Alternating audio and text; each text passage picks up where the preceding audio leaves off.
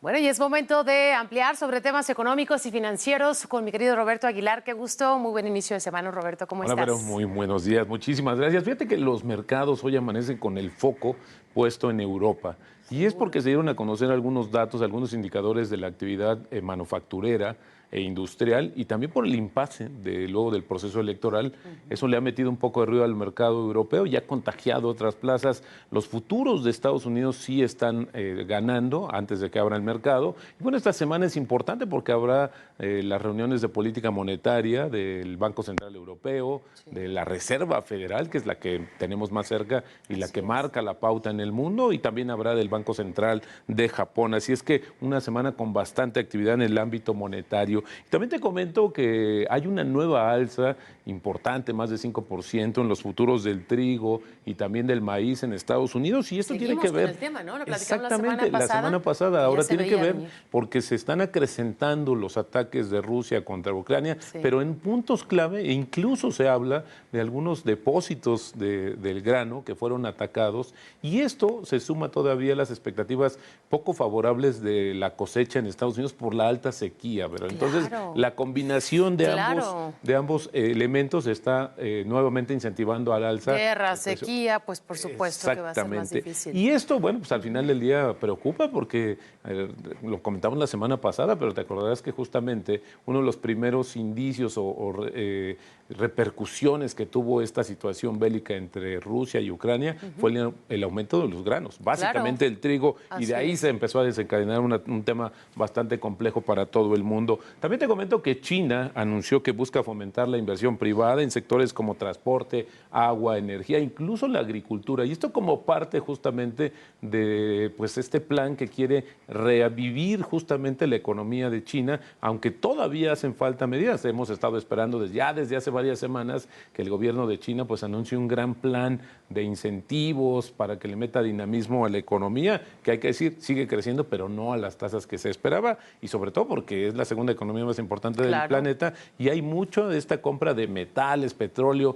que en cuanto ven alguna señal de debilidad o de crecimiento en China, se refleja inmediatamente en los precios. Así es que así de relevante es justamente la decisión que pueda tomar el gobierno chino en los siguientes Y ante el días. panorama europeo también, que ya precisamente pues, la Unión Europea anunció que hará una inversión importante económica para poder pues, tener más impacto y contrapesar el impacto de China en países latinoamericanos, ¿no? Exactamente, fíjate que sí, pues una guerra, otra vez esta parte de cómo se reparte el Cómo mundo se en términos de equilibran, las claro. inversiones. Y bueno, fíjate que también el tipo de cambio, Vero, en 16.88, ya hace unos momentos tocó de nuevo los 17 pesos por dólar, pero con Sí. esto tenemos una ganancia en lo que va del año de 13.3%. Y bueno, vamos a entrar en la materia. Fíjate que en la A primera ver. quincena de julio la inflación tocó su nivel más bajo en 2 años con un 4.79%, que es ligeramente arriba de lo que esperaba el mercado, pero es el menor nivel desde marzo de 2021. Y esto es interesante porque fíjate que todavía es prematuro pensar que ya vencimos a la inflación. Cuando hablamos de estos temas, ¿verdad?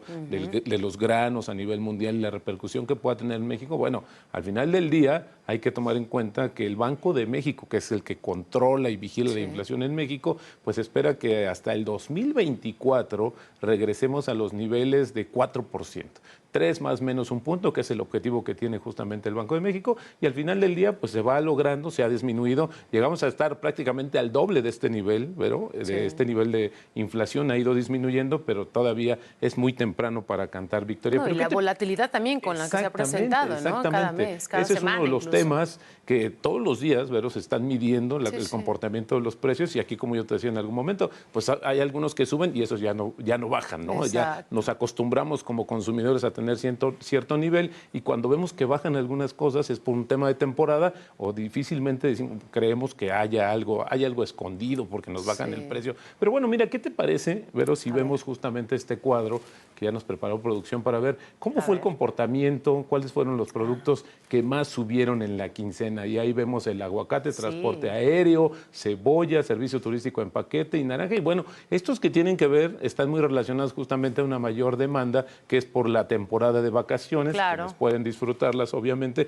y ahí ves transporte aéreo y los servicios turísticos en paquete. Ahora vamos a ver del otro lado cuáles fueron los productos o servicios que más disminuyeron en la quincena. Y bueno, ahí vemos Mira, el gas LP, sí. que hemos dicho que es de alto consumo en los hogares mexicanos, sobre Claro. todo en cilindro. Luego tenemos el huevo, jitomate, uva, papa y otros tubérculos, que también ahí, Vero, es lo que yo te decía justamente. Cuando vemos este tipo de productos agropecuarios que tienen más volatilidad en el tiempo, pues también había que tener cuidado respecto a la lectura de la inflación, porque esos, al igual que se pueden bajar, pues pueden por algún fenómeno meteorológico, Natural, lo que sea, exactamente, claro. volver a subir. Así es que es. por eso se divide justamente, el INEGI divide en dos la inflación subyacente y no Así subyacente es. para hacer esta diferencia, pero creo que es importante verlo en este contexto. Y bueno, también te comento que justamente la inteligencia artificial, el análisis de datos, la ciberseguridad y la experiencia centrada en el usuario serán los perfiles laborales más demandados en los próximos años.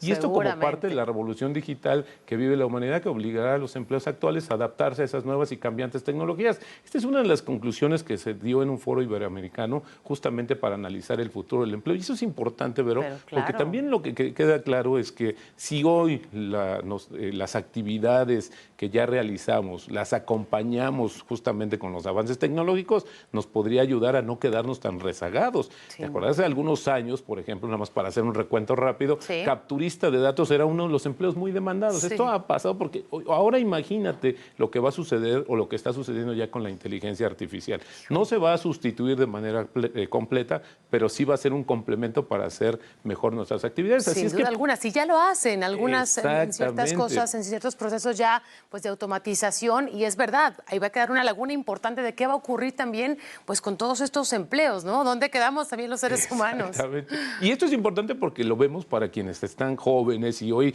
están tratando de decidir su futuro en materia educativa. Bueno, pues esto es lo que está marcando hoy la tendencia y es mejor que también lo tomen en cuenta porque finalmente después... No hay de otra opción, Roberto. Exactamente, pueden quedarse fuera del tema laboral. Y fíjate que es interesante esto que te voy a comentar, Vero. El concepto de inversión sostenible existe desde hace mucho tiempo, pero fíjate que se han incrementado en los últimos años. De hecho, recientemente el gobierno mexicano, la Secretaría de Hacienda, se ha puesto a la cabeza en términos de emisiones que están ligadas a estos criterios de sustentabilidad. Y es interesante. ¿Algunos de ellos cuáles serían? Mira, son tres básicamente. Es uno que tiene que ver con el tema ambiental, que ese es el que las empresas tienen que cuidar el entorno, tienen que ser sustentables. Y esto está generando, por ejemplo, Vero, que algunas empresas obtengan todavía un financiamiento más barato por cumplir justamente, tengan un impacto positivo. Y están, fíjate, te decía yo, los criterios ASG.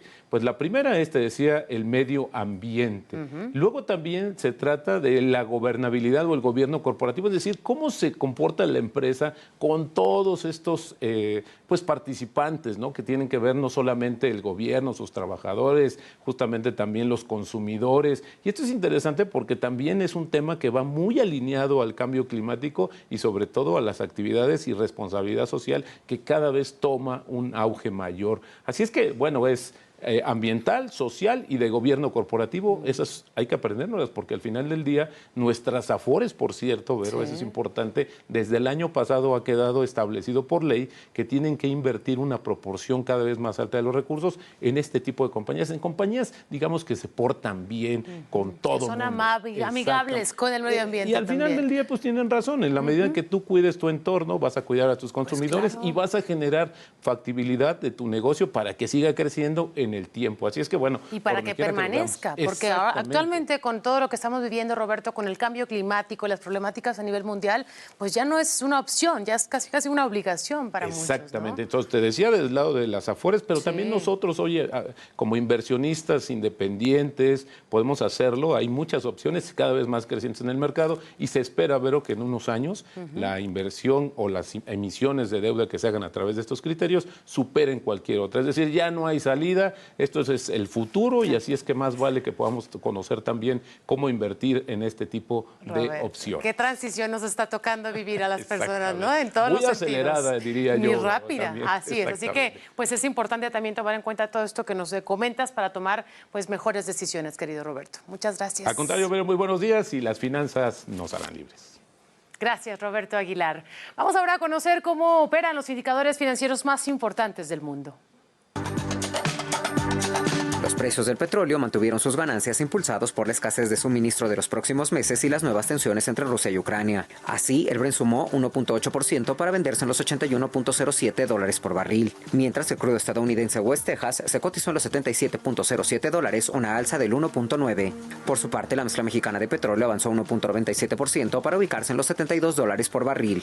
La tasa de interés interbancaria del Banco de México se ubica en 11.50%, mientras que los CETES a 28 días alcanzan el 11.18%. En el mercado bursátil, la Bolsa Mexicana de Valores cerró operaciones con una alza del 0.26%, el Standard & Poor's sumó 0.03%, mientras que el Nikkei gana 1.23%. Durante la jornada pasada, las emisoras que más ganaron en el mercado accionario mexicano fueron Jixa con 7.50%, Cadu subió a 4.29%, mientras que la Comer se incrementó 2.78%. Entre las empresas con mayores pérdidas se encuentran Q con 5.25%, SAN cayó 3.08%, mientras que Axtel descendió 2.82%. Israel Morales, Heraldo Media Group.